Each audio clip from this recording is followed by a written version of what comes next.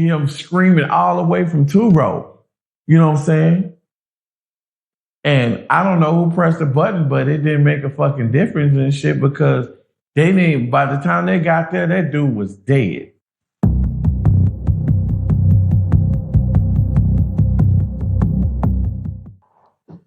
Welcome to another episode, everyone. And you just heard it. Please subscribe to the channel if you have not done so. This individual here, Ice Jizzle, who did plenty of time in prison, is talking about he seen a dude get raped to death there in prison. The dude was taking his manhood and the dude died in the process. Prison is dangerous, and this stuff happens in there. This is not a game. This is not a game. This is not a joke. Pay attention.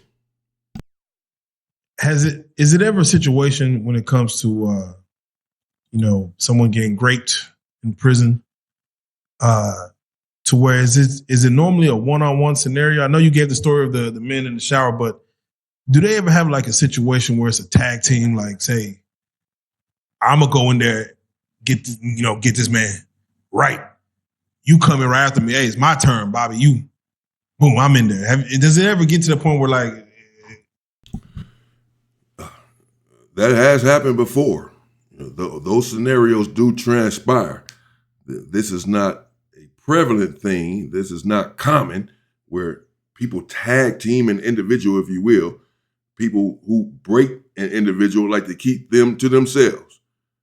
However, sometimes it's a team sport and they do share. Sickening indeed, but a reality. Stay free. Like, damn, like there's no solace for this person. I mean, throughout the years, it's been known to happen. Have I seen it like that? No. Yeah, to me, it's wild to where you would think that a guard will be strolling every soul to where even if it was to happen, it's going to be over quick because you got to get out the way. They're going to do their 8 and escape, bro. They're going to mind their business. So how long of a time frame before a guard will come and check on somebody? Like let's say if they can come in there as many times as they want to. Yes, and this is true. If you're going to prison and you're seeking help from a prison guard, you're in big trouble. You think that they're going to save you if you're a snitch or a Chester, a Chomo, or what have you, and that is just not the case. We've seen the footage time and time again where people are being unalived there in prison right in front of the guards, and the guards do nothing. Hell, Jeffrey Epstein, supposedly took his own life. On the guards' watch, they're supposed to be passing by constantly doing security checks, checking on these individuals. He was on, that certain watch, S watch, where they were supposed to be watching him so that he could not delete himself, and yet he was still able to do so. The guards will pass by, see you being attacked, see you being stabbed, and won't do nothing in time to save you anyway. So you are really on your own there in prison. No matter how much support you may have on the street, they're not in there with you during the time. They're not in the cell with you. They don't have to deal with the prison politics. You do. And you have to try to make it home from these prison politics. Everyone does not make it home. Not everyone makes it. So it's a tough scenario. It's a tough situation. You have to know the rules, cannot flout the rules and or the protocols, and mind your own business. Your chances of survival, they heighten. They go up. They increase. But you just have to be smart. But if you're waiting for the guards to come and help you and or save you, then you are in a world of trouble. The picket is right outside. Look, this is how it's built. When you come up them stairs and get into that block, the dormitories are set up like this: A, B, C, possibly D, depending on how many. But most of the times A, B, and C, or 1, 2, 3. You know what I'm saying? Right there in the middle is the damn picket where the laws sit at. The COs will sit right there. The cameras and everything. They see everything. Periodically, they're supposed to get out and roam and go. And some people can see that and be like, okay, we got such amount of time and shit. before he get back because his bitch ass and shit just went over there. Hey, or he just went in one block. You know what I'm saying? So while he passing out mail or standing there with the fucking nurse and shit, doing whatever, you got this amount of time to get this over with. Do the guards form such a routine that you kind of can know, like, I kind of already know their routine is pretty much, or are they set up to be sporadic? Like, nah, we ain't gonna give you times that we're walking around. You ain't gonna know that we do it every 15. We're gonna just sporadically do it. That's what I'm saying. They can do whatever they want to do. So a lot of times sporadically when they walk around, or you have that certain CEO that'll come on shift and you already know how he moves or she moves. So you know if you got to worry about her or not. But what you do have to worry about is the other CEOs and shit that's out there in the office and shit they're roamers. They roaming around. You know what I'm saying? Is it lights off? No, lights ain't off until 10:30. Yeah, so from at 10 night. And what time they come on? Like 6 a.m. So from 10:30 to 6 a.m. What's going on? Like what's shit, everybody's supposed to be sleeping? Sleep, doing whatever you want to do. Reading, making you something to eat, showering, shit. I mean, whatever you want to do. Y'all talking, chopping it up. Niggas yelling all out the doors and shit. You know what I'm saying? At each other and shit. It just, whatever you got going on. How active are the guards on this time? At night? Yeah, at night. Ain't active at all. What's to be active about? Everybody's locked away.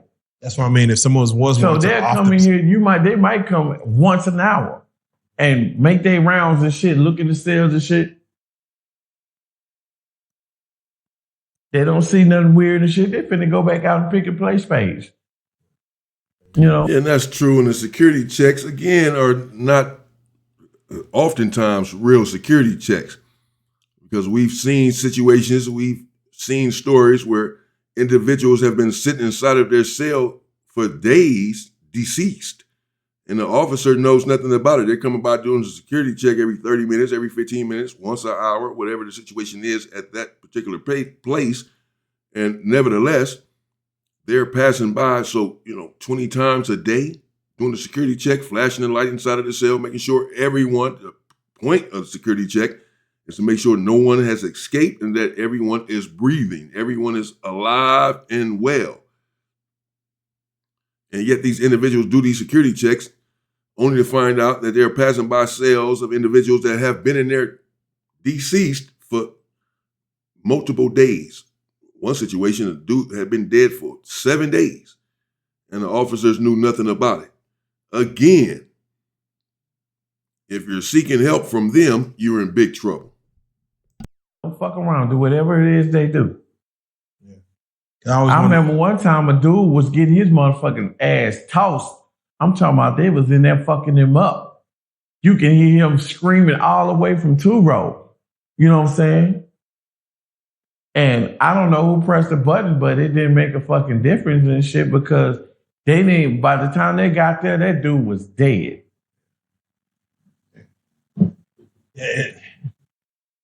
What is their reaction time? Like, I remember you just mentioned the other dude, like you could, if you want to get it off with something, you at least got a minute, I'm assuming. Or the guards are pretty. It depends. You got some CEOs that might sit up in there all day with you. Because he running in with another couple of inmates and shit about fucking football or something, looking at TV. He might have been in there a whole hour or something. And you be like, God damn, I wish he'd leave this nigga alone and shit so I can go do this, or I can go check on my wine and shit and this and that. Or is they finna come shake us down and flip this bitch over and shit. Or they finna do this, or I gotta put away my cell phone, they gotta do this, do that. You know, there's different guards that come through there and shit for different reasons. Some come to kick it and hang, and some come to terrorize. And then some, I'm just on shift. I'm doing my 8 and skate. I'm gonna do my rounds. I'm going to the next part. I'm going to the next part. I don't give a fuck what y'all do. I'm just trying to make it. Because they don't pay me enough. How often do the do a warden or like the high officers? How often do they come visit and see the warden? Yeah, like how often do like the big guys come through and? Man, you might see it, motherfucker, twice in a year or something. If it's something going on and they showing some other people off and shit about prison and shit like that, probably the only time you see them. And 9 times out of 10, your ass going on lockdown and shit while they walk around. Yeah, that's pretty much typically how it works. You see the warden hit the yard every now and then, the higher-ups, captains and all of that, secretaries from Sacramento, or at least speaking for California prisons. The higher-ups are there in Sacramento, but the warden sometimes hit the yard to check if things are clean, how things are running on the yard, just to show his face or whatever. But it's not like you're necessarily going to be able to just walk around the warden. Sometimes 2 or 3 inmates may be able to, but for the most part, he's just going to be on guard with CO correctional officers there escorting him or her, the warden. There you have it, though. This is the individual Ice Jizzle. This is Prison Stories. Shout out to the YouTube channel Prison Stories. And he says that what you just heard, that he heard the screaming and hooping and hollering and dude up there getting ripped to shreds. And the police came to try to save him, but it was too late. The man done died of his wounds. This is sick work. You have to be careful in there. I believe him. If someone was to make a complaint about the conditions, like, hey man, this is hot. Hey, can you complain? Conditions in the state or the feds? Let's go both. Who can someone report something to? Like many of your states, they're fucked up. You go to Mississippi and places like that and shit, those motherfucking prisons are fucked up. The water are rusty and shit. The food is nasty and shit. The conditions are horrible. But when you go to the feds, it's a different thing. And mind you, they used to call it club fed. Motherfuckers couldn't wait to catch a fed charge and shit because you're going to live a life of luxury. But as time progressed, they started taking things away from the feds too because motherfuckers can't keep their hands off motherfuckers. Vending machines. You used to have vending machines in the feds and shit on every motherfucking pod. Where you can go get you a soda, chips, candy, and all that shit. That card and shit, they got your name and number and all that shit on there and shit. You still, right at the end of it, it says vending. Any federal inmate, they can show you their ID right now. They still got the word vending with the little arrows at the bottom of it and shit on the thing on it. But they're not useful anymore because they have taken them out. Why? Because niggas used to cut pieces of steel off of the motherfucker and shit and kill somebody with it and do this, do that and shit. So now your privileges are being taken away because you're disrespecting what we're giving y'all. That's right. That's right. So now the only time you see free real food and candy and stuff like that. Yeah, and that's how it happens in a lot of prisons. And they try to get you to turn on another inmate, like an inmate in the California prison system. I remember I had written a grievance, what they would call a 602, a grievance form, saying that the food and the lunch and the sack lunches, what they would call a sack lunch, you get your lunch in a little brown paper bag, sandwich, chips, and normally a cookie. He was saying that it was not healthy enough. And so and he wrote a grievance about this, sort of a class action suit, if you will. And they said, okay. So they started giving us this weird little, oh my God, some nonsense. They took away the chips and the cookies, or they would give you one and not the other for the whole state of California. Everybody was mad at this one inmate. This is the kind of stuff that they do. They take the weights because they blame it on one inmate busting somebody upside the head with the weights. And then they want you all to attack this one inmate who they're blaming it on. It's when you go to visitation. unless you pay somebody to bring in some shit they ain't got no business bringing in. So you have something exotic. Conjugal visits. No, Is that, I don't know shit about no conjugal is that a thing in the states of the feds? Like, where did that exist? The only place I knew conjugal visits ever existed was in New York. So Texas ain't really, or they. I ain't never seen a conjugal visit happen in Texas. Never. Well, what are your thoughts? thoughts? I was in Florida, I ain't never seen it there either. What are your thoughts on conjugal visits? Shit, but you what would that do? Calming down a prison? Yeah, I say, what would that do for the prison system? It'd probably be no motherfucking fights and shit and killings and shit. Motherfucker be too busy waiting on that pussy to come. Shit, I'm trying to spend that whole weekend with my girl in this trailer. Right. You think I'm finna fuck that up? Nah, you will get killed behind that. Fuck up if you want to. You know what I'm saying? Come on. Like, do something to mess that up for me. We're going to have some problems. We're going to have some problems. Yeah. Well, I mean, they have conjugal visits in the state. In many states, I'm sure, certainly in California, but the violence has not curbed whatsoever. That's just what he thinks will happen because they don't have that. But once you get that and people settle into that, then the violence will proceed as usual because the politics are not going to change inside of the prison because you can now have conjugal visits. So the politics will dictate the violence of every prison and of every prison yard. But there you have it. He heard an individual, seen an individual being raped to death, screaming and hollering. By the time the police got there, it was too late. They could not save this individual's life. And this is the story of prison and how individuals live their life in prison oftentimes. There are predators in there, and these predators prey on the weak. If you are not a strong individual, you do not want to be out here on the streets pretending to be strong and acting tough, because once you go there inside of prison, there will be no acting. You're going to be exposed.